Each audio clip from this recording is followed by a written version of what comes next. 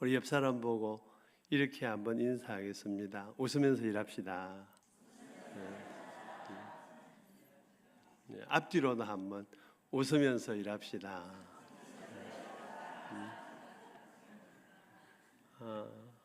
요즘 일철이라서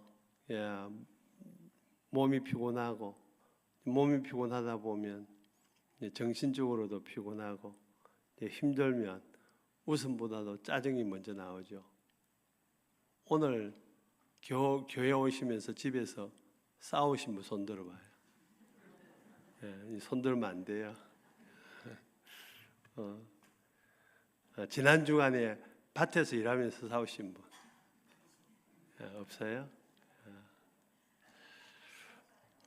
뭐 바쁘고 힘들면은 짜증스럽고 또 감사합니다. 웃으면서 일합시다. 웃읍시다. 이런 말이 안 나와요. 그래서 교회 봉사할 때도 웃으면서 일해야지 짜증 내면서 일하면은 이런 데일 수 있습니다. 이런데요. 근데 차이점은 뭐냐 하면 웃으면서 일하면 일도 잘 되고 관계도 좋아져요. 근데 짜증스럽게 일하잖아요. 이런 되는데 사람의 마음은 다쳐요. 사람 관계는 깨져요. 어느 게 더 좋아요? 할렐루야. 웃으면서 일하는 게 참 좋습니다. 저를 아시는 분, 우리 한 분 아시네요. 감사합니다. 제가 장수에 이제 사역을 하고 있는데 우리 김성원 장로님이 장수군에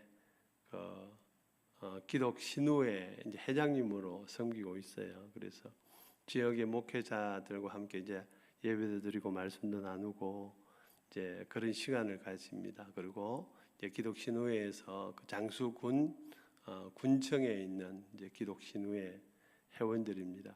이제 각 교회를 다니면서 예배를 드리다가 지금은 한 곳에 정해가지고 이제 예배를 드리는데 이제 거기에 우리 교회도 방문하시고 또 제가 몇 번 죄송해요 강사로 불려가가지고 예배를 인도했습니다. 이제 그게 계기가 돼가지고 제가 여기까지 왔습니다. 우리 김경국 목사님은 처음 뵀는데 너무 미남이고 머리 파마도 이렇게 싹 하고 그럼 너무 젊어서 좋아요. 목사님이 젊으니까 교회도 젊어요. 이 127년 됐죠? 올해 127년. 우리 교회는 117년 됐습니다. 10살이 적어요. 10살. 그래도 100년 넘은 거는 똑같습니다. 100년이 넘는 세월 동안 참 이 시골에서 교회를 이렇게 건강하게 또 젊게 지켜나가는 것이 정말 대단해요. 우리 교회보다 한 10살 정도는 젊은 것 같습니다. 그게 아마 127년이 돼서 그런가 봐요. 젊은 분들이 너무 많아서 너무 좋아요. 저도 처음 16년 됐는데 처음 왔을 때는 젊었거든요.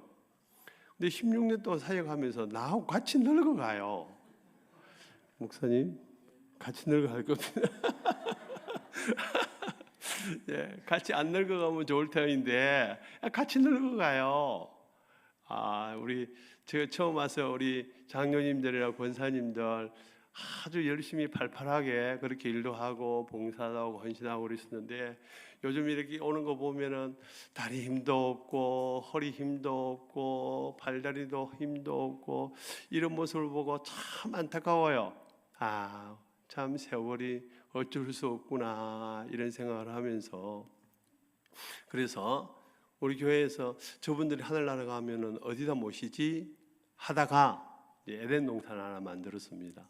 그래서 우리 교회는 에덴 동산을 지금 조성하고 있는데 부활 동산이라고 생각하시면 됩니다. 그 어떻게 만들어졌냐? 한 장로님이 이제 기증을 하셨습니다. 땅을 거의 1,600평이 넘어요. 1,600평이 넘는 땅을 기증해가지고 거기에다가 가서 예배 드리고 이제 모실 수 있는 수목장 혹은 또 잔디장, 이거를 이제 군청에다가 허가 신청을 해놨습니다. 부서가 관련 부서가 많아가지고 신청했는데 한참 오래 걸렸는데 아직도 무소식이에요. 이제 그 군청에서 각 부서별로 협의해가지고 이게 합법적으로 맞나, 허가를 해줘도 되나 어쩌나 뭐 이렇게 검토를 하고 있는 거 봐요. 그리고 이제 예배당을 하나 만들고 거기에서 이제 우리 어르신들 하늘나라 가면 이제 육체는 거기 안장해 두셨다가 이제 예수님 오시면은 같이 부활하자고. 여기 있죠? 없어요? 하나 만드세요. 네. 교회 헌신하고 봉사하면서 참 웃으면서 일하고 봉사하고 헌신한다는 것이 결코 쉽지 않습니다. 오늘 제가 읽은 말씀 보면 항상 기뻐하라, 쉬지 말고 기도하라, 범사에 감사하라. 이는 그리스도 안에서 따라하겠습니다. 너희를 향하신 하나님의 뜻이니라. 하나님의 뜻입니다. 웃으면서 일하는 게 뭐라고요? 맞습니다. 웃으면서 일하는 하나님 뜻이에요. 짜증스러운 상황에서도 웃으면서 일해야 하는데 그렇게 웃으면서 일하는 것은 하나님의 뜻에 순종하는 거예요. 근데 성경은 하나님의 뜻으로 웃음도 있는데 빌립보서 같은 경우에는 로마 감옥에서 사도 바울이 이제 빌립보 서신을 썼습니다. 4장 4절에 보면 주 안에서 항상 기뻐하라, 내가 다시 말하노니 기뻐하라, 이렇게 아주 강조해서 명령형으로 이제 쓰고 있습니다. 근데 빌립보 감옥에서 이제 빌립보 교회 성도들에게 기뻐해라, 주 안에서 항상 기뻐해라, 좋을 때만 웃고 기분 좋을 때만 웃으면서 일하고, 이게 아니죠. 기분 좋을 때나 안 좋을 때나. 다시 이야기하면 바울이 감옥에 있어요. 감옥에 있을 때나 감옥에 밖에 있을 때나 감옥 밖에 있을 때나 웃으면서 살자, 웃으면서 일하자, 이렇게 바울이 우리에게 말씀하고 있잖아요. 여러분, 감옥 안에 있는 바울이 웃으면서 일할 게 많습니까? 감옥 밖에 있는 빌립보 교회 성도들이 웃으면서 일할 게 많습니까? 감옥 안에 있는 사람이 감옥 밖에 있는 사람에게 웃으면서 일합시다 이렇게 하는 게 맞습니까? 감옥 밖에 있는 빌립보 교회 성도들이 감옥에 있는 사도 바울 보고, 그래도 바울 목사님 우리 믿음으로 참고 믿음으로 견디면서 건강 관리 잘 하십시오, 어떻게 하든지 웃으면서 마음 관리 그러면서 건강도 잘 챙기고 그렇게 한번 견뎌보십시다, 우리가 기도하겠습니다, 기도하고 있습니다, 이렇게 하는 것이 맞아요? 1번이 맞아요? 2번이 맞아요? 감사합니다. 야, 진짜 빠르다. 우리 교회에서 일부러 보면 가만히 있는데, 그래서 제가 다시 1번은 이거고 2번은 이겁니다, 1번입니까 2번입니까 이래야 딱 대답이 나오는데, 감옥 밖에 있는 분들이 감옥 안에 있는 사람에게 기뻐하면서 어쨌든지 견디면서 한번 살아봅시다 이렇게 하는 것이 상식이잖아요. 근데 오늘 바울은 그렇게 안 해요. 감옥에 있는 바울 자신이 빌립보 교회 성도들을 향해서 항상 기뻐해라, 주 안에서 기뻐해라, 다시 말하노니 기뻐해라, 이렇게 이야기합니다. 이 이야기는 기쁨으로 일해라, 기쁘면서 봉사해라, 기뻐하면서 주님의 뜻을 이루라, 이 말씀이에요. 이 기쁨은 한번 따라해 보겠습니다. 환경을 초월한 웃음. 1번은 뭐였습니까? 하나님의 뜻으로서의 웃음. 2번은 뭐라고 그랬죠? 그렇습니다. 환경을 초월한 웃음이에요. 환경이 좋을 때나 안 좋을 때나 상관없어요. 환경이 좋을 때만 웃고 환경이 안 좋을 때는 안 웃고, 이게 아니에요. 신앙은 환경이 좋을 때나 환경이 안 좋을 때나 웃으면서 일하는 게 신앙입니다. 이게 어떻게 가능할까? 그건 조금 이따 이야기할게요. 또 한 가지 웃음이 있습니다. 첫 번째는 하나님의 뜻으로서의 웃음이고, 두 번째는 환경을 초월한 웃음이고, 세 번째는 한번 따라해 보겠습니다. 하나님 나라로서의 웃음. 로마서 14장 17절 예 18절에 보면 하나님의 나라는 먹는 것이 아니요 오직 성령 안에서 의와 평강과 희락이라. 이로써 그리스도를 섬기는 자는 하나님을 기쁘시게 하며 사람에게도 칭찬을 받느니라. 하나님의 나라는 의의 나라고 평강의 나라고 희락의 나라입니다. 의의 나라, 평강의 나라는 제가 생략하고, 그 다음에 희락의 나라만 말씀을 나눌게요. 하나님의 나라로서의 기쁨, 하나님의 나라로서의 웃음. 그러니까 우리가 하나님 나라 백성입니다. 그러면 항상 웃으면서 일해야 되는 게 맞아요. 그게 하나님의 뜻이고, 환경이 좋으나 안 좋으나 상관이 없어요. 그리고 하나님의 나라 거룩한 백성이니까 항상 웃으면서 일해야 됩니다. 오늘 우리 찬양대 찬양 너무 감사합니다. 제가 다니는 교회 중에서 제일 잘하는 것 같아요. 감사합니다. 웃으면서 찬양하셨죠? 좋아서 하셨죠? 억지로 하신 사람 손 들어봐요. 성가대원이니까 하신 사람 손 들어봐요. 안 하면 지휘자님, 장로님이세요? 장로님이 야단치고 전화하고 찾아올 것 같아요. 그래서 찾아갔으면 손 들어봐요. 안 들은 게 맞아요.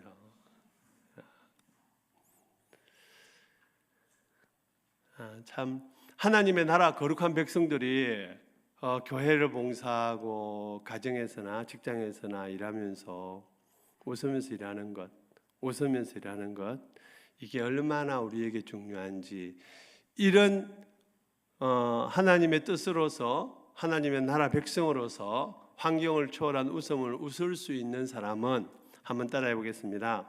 하나님의 형상이 회복된 자들이다.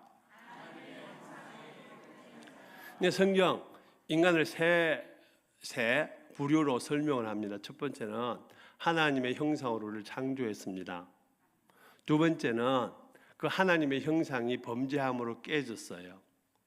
세 번째는 예수 그리스도 안에서 하나님의 형상이 회복되었습니다.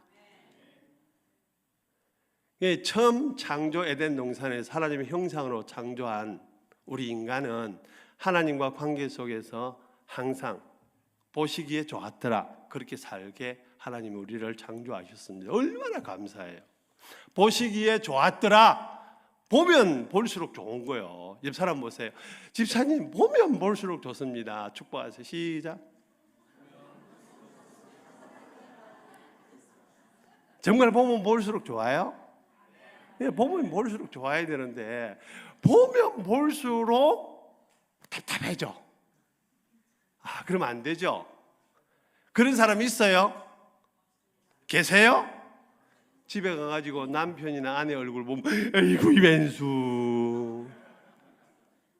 혹시 이런 분 계시면은 그리스도 안에서 회복하기를 주의를 축복합니다. 이제 일그러진 형상, 깨진 형상은요, 보면 볼수록 핑계대요. 너 때문이냐 이렇게 이야기합니다. 너 잘하지 왜 이렇게 이야기를 해요. 그래서 일하면서 끊임없이 싸워요. 일하는 방법도 다르고, 일하는 데 있어서 우선순위도 다르고, 일하는 데 있어서 손이 빨리 놀리는 사람이 있는가 하면은 늦게 천천히 놀리는 사람도 있고. 우리 교회에서는 사과농사하고 소를 키워요. 사과농사 지을 때 지금은 이제 기계로 거의 하는데, 혹시 한 번씩 줄 잡아주고 남편이 이렇게 분무기 갖고 이렇게 쭉 뿌리는 이런 약을 칠 때 있어요. 그때 제일 많이 싸워요. 여기 농약 치면서 줄 잡아주고 하는 거 있어요, 없어요? 있어요? 고추 농사 할 때 그렇게 해요? 기계로 해요? 줄 잡을 때 싸워요, 안 싸워요? 안 싸워요? 할렐루야. 싸우지 마세요. 집에서 부부가 일할 때 이거 손이 빨라가지고 풀을 잘 뽑는 분이 있는가 하면은 풀을 뜯어. 뽑아야 되는데, 풀을 매야 되는데 풀을 뜯어요. 그러면 풀 잘 매는 분이 풀 뜯는 사람 보고 너 왜 풀을 뜯고 있냐? 풀을 매야지, 풀을 뽑아야지. 여러분, 풀을 뜯어도 되고 매도 돼요. 그 뽑은 거나 뭐 뜯는 거나 뜯으면 조금 늦게 나오고 뽑으면 조금 더 천천히 나요. 다른 게. 거기서 거기라니까. 근데 회복된 하나님의 형상으로 회복된 우리는 일하는데도 그 일에 하는 방법이 여유를 가지고 인정을 하고 이래도 되고 저래도 돼요. 조금 있으면 거의 비슷해져요. 거의 같아져요. 별반 차이 없어요. 근데 일머리 잘 돌아가는 사람들, 빠리빠리한 사람들은 좀 천천히 하는 사람 못 견뎌요. 못 봐줘요. 그래서 계속 잔소리해. 그리고 계속 푸시해. 집안에서, 부부 중에서 남편이 푸시하는 분, 아내가 푸시하는 분, 누가 푸시해요? 여러분은? 막 밀어붙여요. 그러지 말라고. 그러면은 웃으면서 일 안 돼요. 계속 싸우면서 일하지.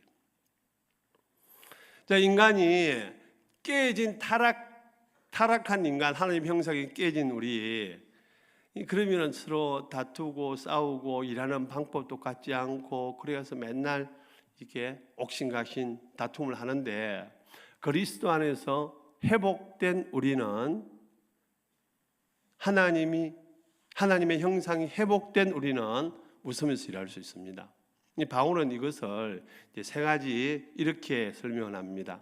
고린도전서 2장 이후 3장 1절부터 3절까지 인간은 세 부류의 사람이 있다. 첫 번째는 한번 따라해 보겠습니다. 신령한 사람, 두 번째는 육신의 사람, 세 번째는 육의 사람.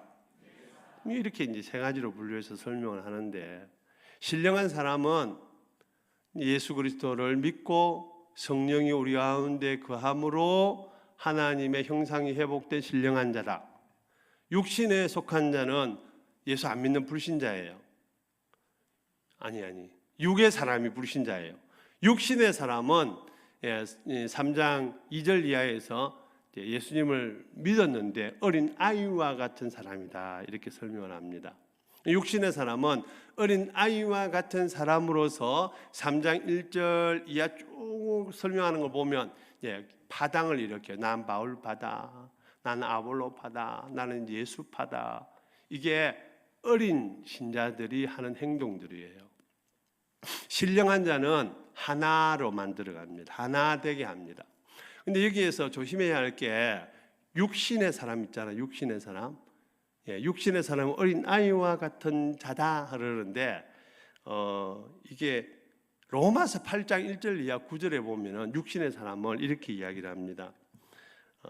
육신을 따르는 자는 육신의 일을, 영을 따르는 자는 영의 일을 생각하나니 육신의 생각은 사망이요 영의 생각은 생명과 평안이다. 여기에서 말하는, 로마서에서 말하는 육신의 사람은 불신자예요. 고린도전서에서 말하고 있는 육신의 사람은 어린 아이와 같은 신앙이고, 그래서 고린도전서에서 말하는 육의 사람은 불신자예요. 그리고 로마서 8장에서 이야기하고 있는 육신의 사람과 영의 사람, 육신의 사람은 불신자이고 영의 사람은 예수 그리스도를 믿는 믿음의 사람입니다. 그리고 여기에서 우리가 누구를 따라 사느냐? 고린도전서 2장 이후부터 3장 초반에 보면은 영의 세 가지 영이 나와요. 세 가지 영. 세상의 영, 하나님의 영, 사람의 영. 이렇게 세 가지 영이 나오거든요. 세 가지 영 중에서 신령한 사람은 하나님의 영을 따라 살아가는 사람이에요. 세상의 영은 사탄의 영입니다. 사람의 영은요, 거기 보면은 사람의 영은 영을 받아들여요. 영을 받아들여.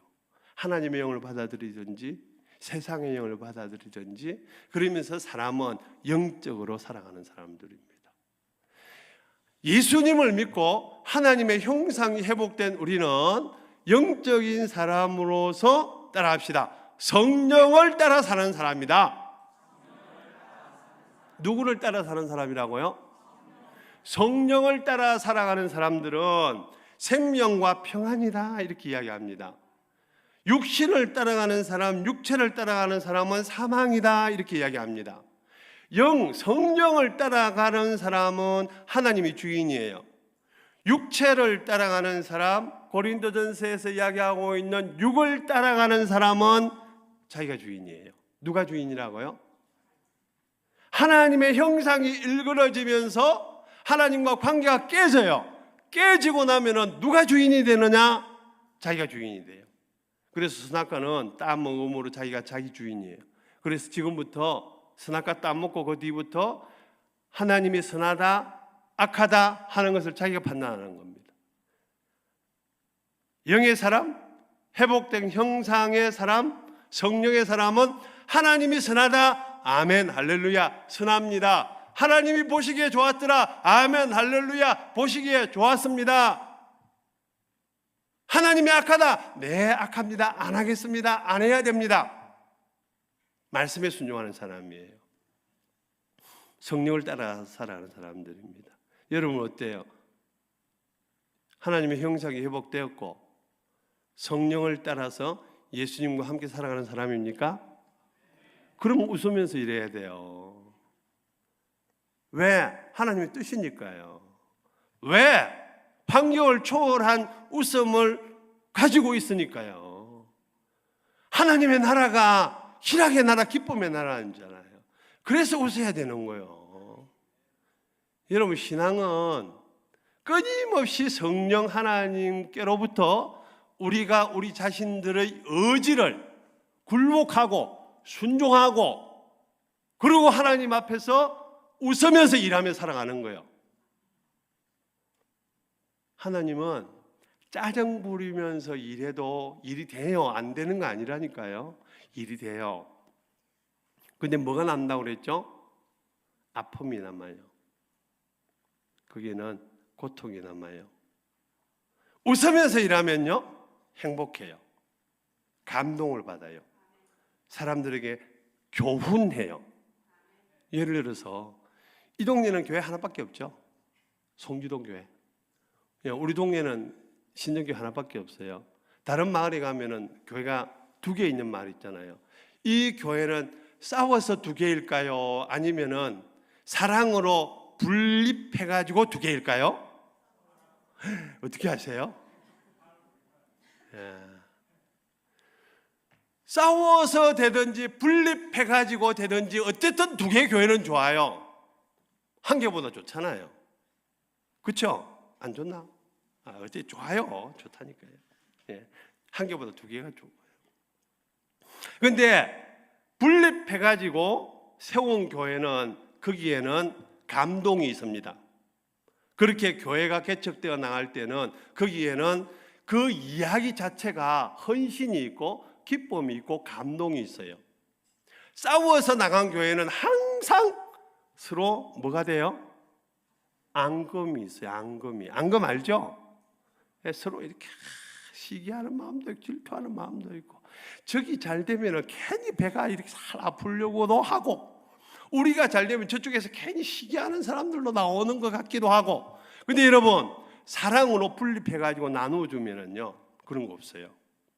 잘 되면 할렐루야 아멘 감사합니다. 이게 그냥 마음속에서부터 우리의 심령이 새롭게 돼가지고 계속 그런 고백들이 나오는 거예요. 그렇게 하면 살기를 축복합니다. 일은 되지만 상처가 남느냐 교훈을 주느냐 아픔이 있냐 감동이 있냐의 차이예요. 웃으면서 일하는 것이 우리에게 감동을 주는 것이고 웃으면서 일하는 것이 우리에게 교훈을 주는 것이고 웃으면서 일하는 것이 하나님께서 더 기뻐하시는 일인 줄 믿습니다. 그런데 여러분 억지로 웃어도 하나님은 진짜 웃음으로 바꿔줘요. 예를 들어서 이제 아브라함이 아이 낳을 수 없는 몸 됐어요. 사라도 이제 끝났어. 근데 하나님이 찾아가가지고 아브라함에게 얘기합니다. 너 내년에 아들 낳는다. 그 이야기하는 것을 듣고 사라가 밥 준비하다가 피식 웃었어. 하나님께서 야, 너 왜 네 안에 웃냐? 그 아들 이름 웃음이라고 지어라. 이삭입니다. 그때 사라가 피식 웃었어요. 하하하, 감사합니다 하나님, 할렐루야, 하하하. 내가 억지로 웃는 것 같네. 야, 여러분, 웃음이라는 거는 여러분 마주보고 억지로 웃어도요, 뇌에서는 진짜 웃는 것처럼 이렇게 착각합니다. 그래서 건강해요. 그래서 웃음 치료도 있거든요. 우리 그냥 억지로 한번 웃어볼까요? 지금부터 10초 동안 한번 웃어볼까요? 야, 한번 웃습니다. 옆 사람 보고 웃습니다. 시작. 하하하하하하하.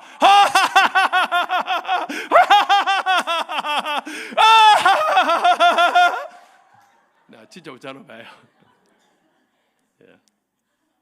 옛날에 이렇게 많이 했었습니다. 옛날에 했는데 지금은 이제 잘 안 해요. 지금은 안 하는데 진짜 옛날에 그렇게 이렇게 억지로 웃어도 진짜 웃음이 나와요. 왜 웃음이 나오냐? 그렇게 웃는 사람의 웃음을 보고 진짜 웃어서 웃어요. 무슨 말인지 알아들으셨어요? 피식 웃었어요. 근데 하나님께서 이삭 보고 이야기했습니다. 그 웃음 이름을 이삭이라 지어라. 근데 그 웃음이 나중에 가서 진짜 웃음으로 바뀌는 거예요. 아들 놓고 할렐루야 감사합니다.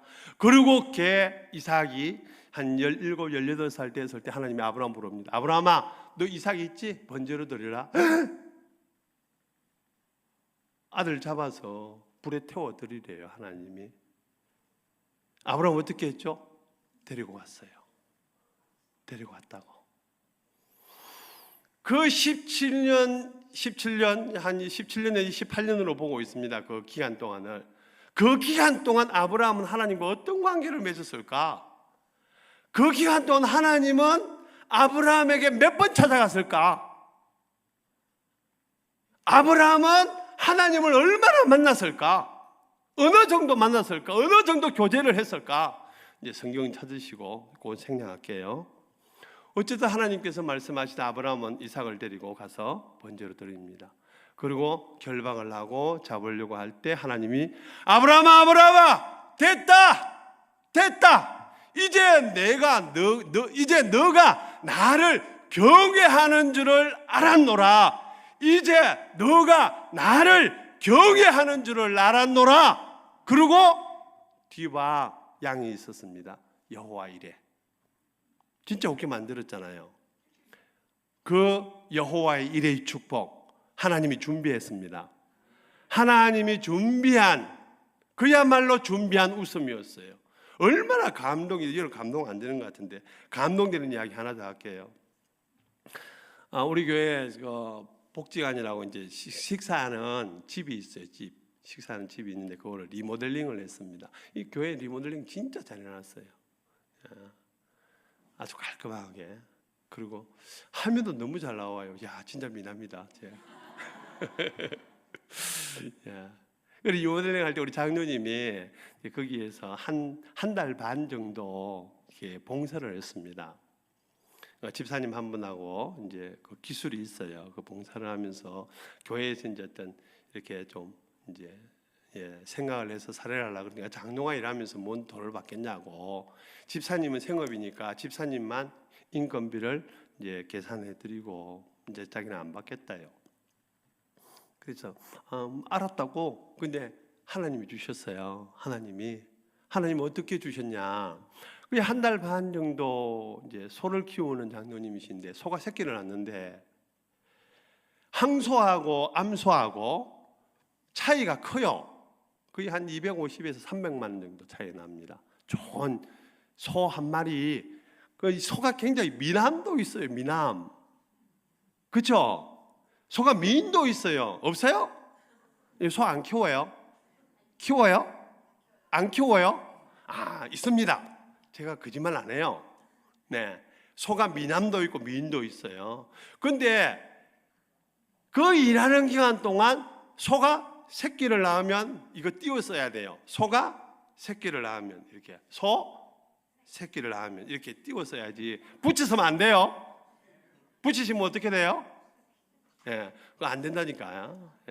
새끼를 낳는데, 소가 새끼를 낳는데 놓으면 아들이요, 항소요. 그래서 아들 1마리, 5마리, 7마리, 10마리, 11마리, 12마리 기다렸는데 11마리 줬어요.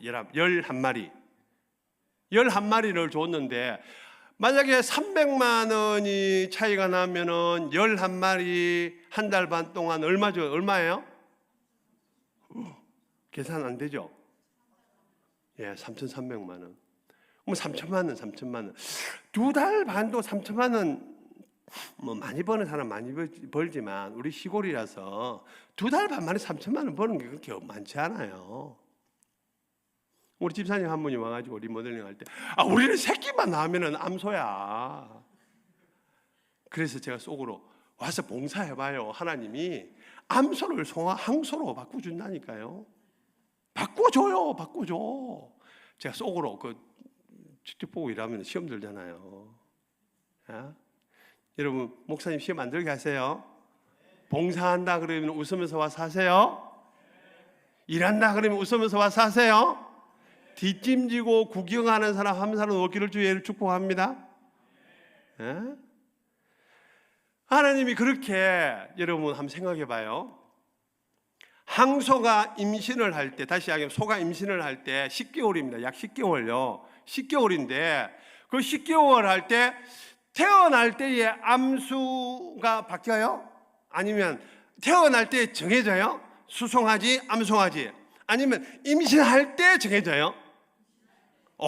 야, 여러분 생물도 진짜 잘하신다. 과학도 잘하고 수학도 잘하고. 야, 대단해요. 맞아요? 정말이에요? 나는 그 장로님이 봉사를 해가지고 태어날 때에 처음에는 암소였는데 태어날 때에 봉사하고 헌신해가지고 항소로 바꿔주지 않았을까? 여러분, 여호와 이래. 이미 10달 전에 하나님께서 소가 임신할 때에 항소로 만들어 주었어요. 근데 이게 중요한 교훈이 있습니다.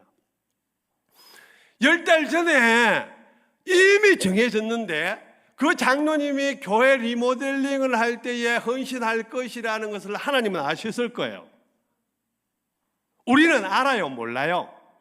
몰라요. 봉사했더니만 항소가 나왔어요. 항소가 나오는 것을 보고 장로님은 고백합니다. 하나님이 주셨습니다. 하나님이 내 인건비를 주셨습니다. 헌신하고 봉사한 결과 하나님이 주셨습니다. 할렐루야. 이 신앙 고백을 하나님이 기뻐하시는 거예요. 뭘 기뻐하신다고요? 신앙 고백. 하나님은 이 신앙 고백을 기뻐하신다니까요. 그리고 그 신앙 고백을 들으시고 우리의 삶을 회복시켜 주시고 가정을 회복시켜 주시고 이것을 통하여서 축복의 통로로 하나님이 귀하게 쓰십니다. 이 신앙 고백이 얼마나 중요한지. 근데 여러분, 회복된 형상이 아닌 사람은 신앙 고백할까요? 안 해요. 그냥 우연히 어쩌다가 그렇게 이야기해요. 하나님은 아브라함과의 만남을 통하여서 하나님은 끊임없이 아브라함이 이삭을 주고 그 이삭을 하나님 앞에서 모리아산의 번제로 드릴 수 있도록 훈련시키고 신앙을 성장시키고 그래서 결국은 자기 아들 이삭을 모리아산에서 번제로 드릴 수 있도록 번제로 드리면 하나님이 도로 주신다는 믿음의 확신을 가지게 하시는 거예요. 오늘날도 우리가 하나님 앞에서 교회 헌신하고 봉사하고 기쁨으로 일하는 것에 대해서 하나님의 신앙의 고백을 받으시고 그 신앙 고백을 통하여서 우리의 믿음과 우리의 신앙을 회복시켜 주시고 회복된 가정, 회복된 교회를 통하여서 하나님은 오늘도 일하십니다. 할렐루야. 하나님 그렇게 일해 나가시는 거예요. 우리 권사님이자 장로님 가정은 또 하나 이야기가 있습니다. 이 소 키우는데요, 그것도 우리 권사님 소 키우는데, 얘 임신만 시키면은 아기를 안 배요, 소가. 근데 그 소는 진짜 미인이요. 보면은 야 진짜 잘 빠졌다. 사람만 그런 거 아니에요. 소도 그렇다니까요. 소도 너무 잘생겼는데 골격도 좋고 근데 임신이 안 되는 거예요. 임신이 새끼를 못 맺어요. 새끼 뵈려고 하는데 임신을 시키면 안 돼요. 안 돼. 10번을 해도 안 되고 15번을 해도 안 되고 20번을 해도 안 돼요. 그래서 수의사를 바꿨습니다. 수의사가 바꾸고 그 이제 연세 많은 수의사가 와가지고 이제 이렇게 쭉 검사를 하고 이제 그 소의 임신을 시킬 때 손을 안에 이어봐요. 근데 이어가지고 점검을 하더니만 관이 막혔대요. 관이 이제 임신하는 관이 막혀가지고 이게 임신 안 될 것 같다. 근데 소는 너무 좋아요. 너무 미인이고 골격도 좋고 너무 좋은데 너무 아까운 거예요. 그래서 이제 이분이 이렇게 이야기하고 갔습니다. 이제 소가 임신을 하려고 하면 마지막 한 5일 정도 돼서 다시 나한테 연락을 해달라. 처음이 아니고 한 3일, 4일 되면 제일 좋은데 마지막 한 5일, 6일째 정도 되면 나한테 해달라. 그때는 이제 관이 다 열리고 혹시 임신이 될지 모른다고 발정이 왔습니다. 권사님이 소머리를 붙잡고 기도하는 거예요. 하나님! 뭐라고 기도했겠어요? 간단해요. 따라하겠습니다. 소임신. 여러분 기도 급할 때는요 간단하게 하는 거예요. 소임신. 하나님 소임신. 하나님 소임신. 그런 기도 들어보셨어요? 안 들어보셨어요? 너무 좋은 말로만 갖고 하려고 하지 마시고 여러분 기도는요 간단해요. 우리의 마음의 소원을 마음에 있는 그대로 이야기를 해도 하나님은 다 아세요. 뭐가 필요하냐? 믿음이 필요하고 간절함이 필요한 거요. 뭐가 필요하다고요? 그렇다니까요. 말 많이 한다고 아니요. 뭐가 필요해요?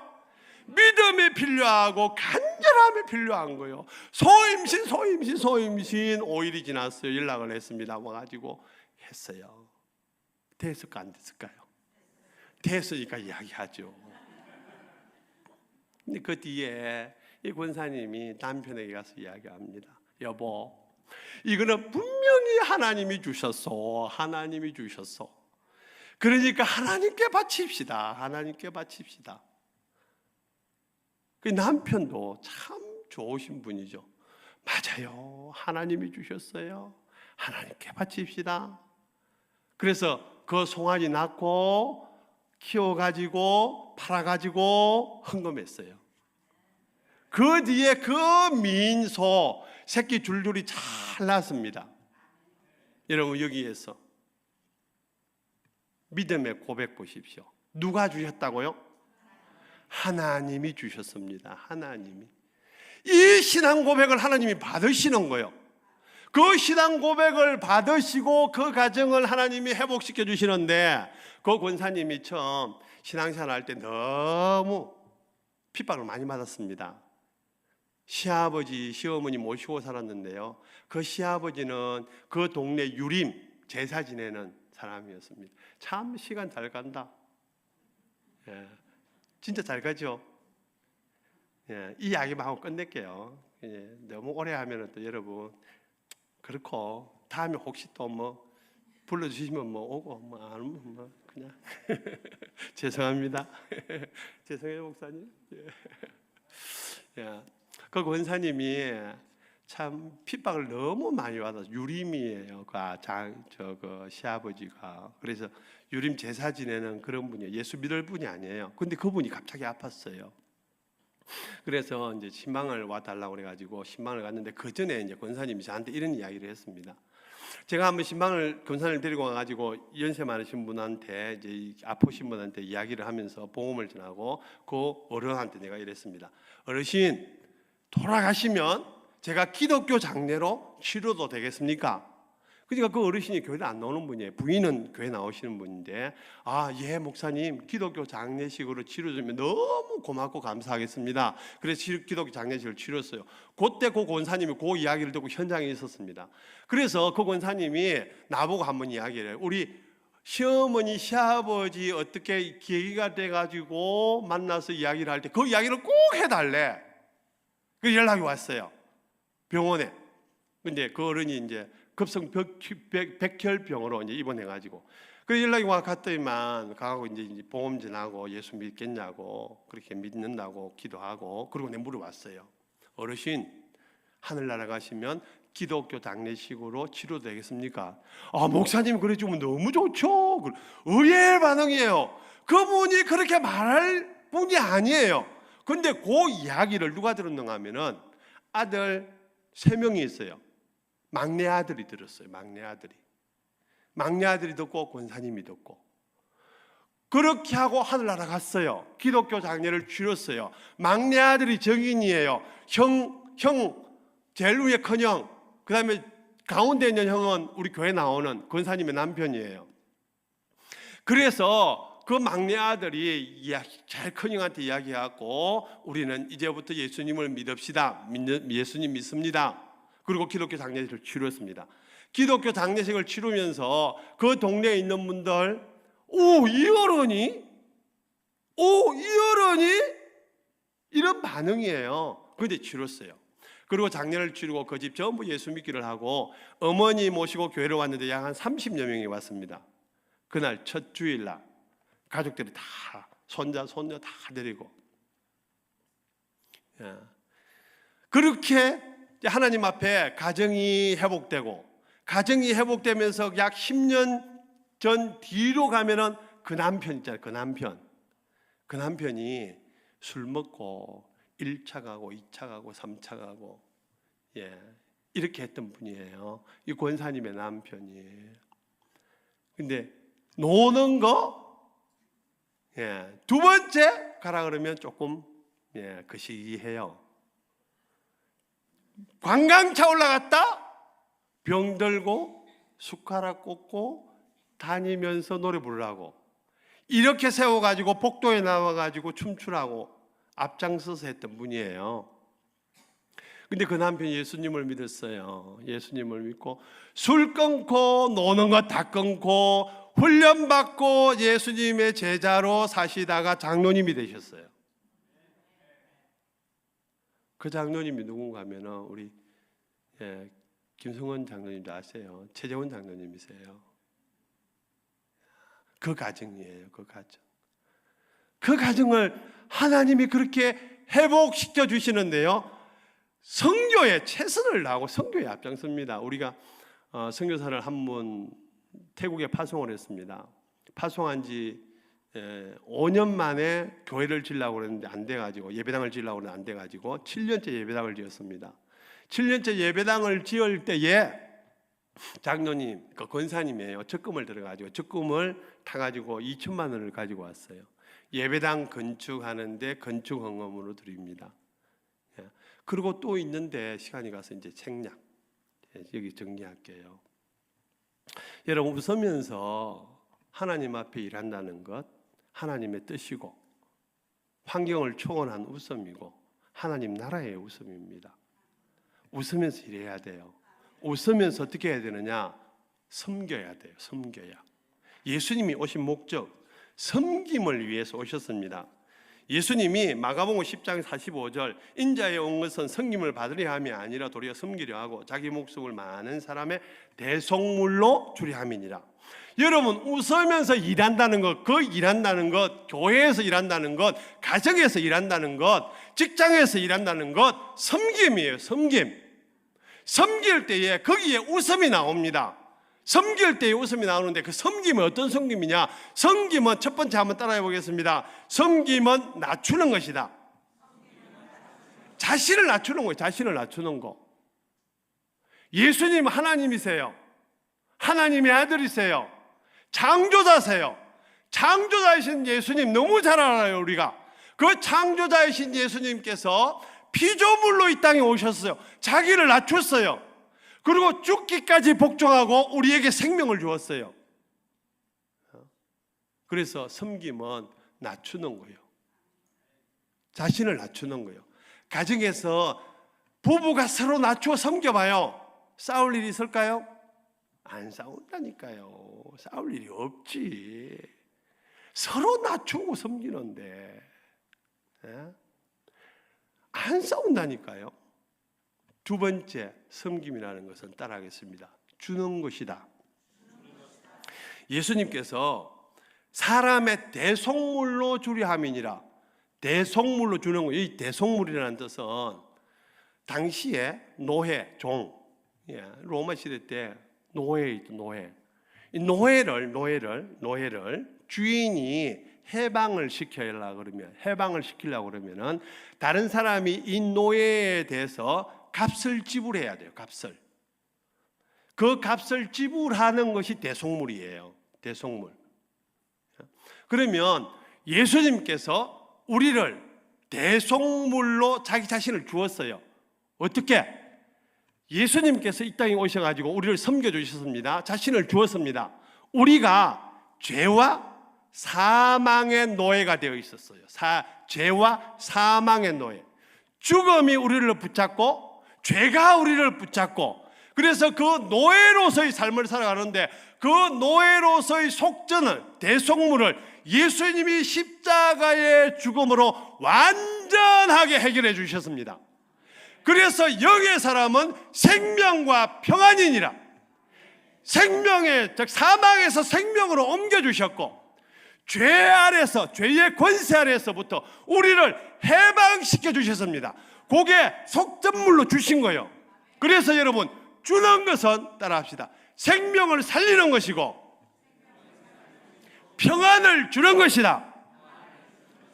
저는 목이 아프라고 이렇게 큰 소리 치는데 여러분들이 조그만하게 왜 그러는 거예요? 저를 처음 봐서 그러시죠? 주고 큰 소리 하면 여러분도 큰 소리로 팡 이렇게 하시면 좋을 것 같은데, 그죠? 한번 더 하라 그러면 여러분 좀 그런 짜증날 것 같아요. 여러분, 줄 때 생명이 살아나요. 할렐루야. 줄 때 생명이 살아납니다.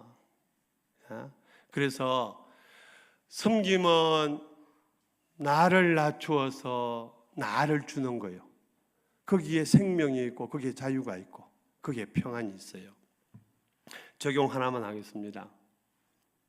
이번 한 주간 살면서 제가 와가지고 이야기하잖아요. 웃으면서 일하자고. 웃으면서 일하는 건 섬김이라고. 섬김은 뭐라고요? 주는 거예요. 자기 낮추는 거예요. 이거는 훈련으로 가능해요. 그냥 안 돼요. 뭘로 된다고요? 훈련이에요. 성령 하나님께서 끊임없이 우리를 훈련시킵니다. 성령 하나님이 하시는 사역이에요. 그러면 성령 하나님께서 우리에게 뭘 하시느냐? 감동으로 하십니다. 감동으로. 뭘로 하신다고요? 감동으로. 목사님 밥 사주려고 하는 감동 받으신 분들은 훈련입니다. 이번 주간에 사드리세요.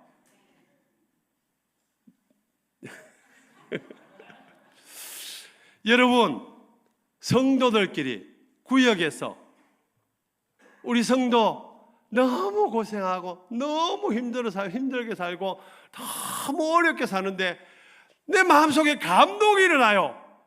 수박을 한 덩어리 사줘야 되겠다. 이게 사투리네, 경상도. 한 덩이 사줘야 되겠다. 감동이 오면 순종하는 거예요. 훈련입니다. 여러분, 순종하지 않으면 안 일어나요. 섬김은 순종, 다시 이야기하면 섬김은 훈련이고 그 훈련에 끊임없이 순종해야 합니다. 하나님 우리에게 감동하세요. 성령으로 감동하세요. 그 감동을 무시하면 더 이상 감동 안 줍니다. 그러나 그 감동에 세세하게 반응하면서 순종할 때에 하나님은 우리는 그 섬김을 통하여서 생명을 살리고 가정을 살리고 사회, 지역 사회를 살리고 회사를 살리고 나라와 민족을 살리는 거예요. 나라 지도자들도 섬길 때 그 섬김은 자신을 낮추는 거예요. 그리고 주는 거예요. 거기에서 생명이 살아나는 것. 그래서 이번 한 주간 꼭 자신을 낮추고 섬기세요. 섬김의 대상은 모든 인류인데 여러분 가까이 있는 분 꼭 섬기세요. 섬기는 방법은 다양합니다. 밥을 사줘도 되고 수박을 사드려도 되고 옷을 사줘도 되고 아니면 문자 메시지를 보내도 되고 다양한 섬김의 방법이 있습니다. 꼭 실천하시기를 주의 이름으로 축복합니다.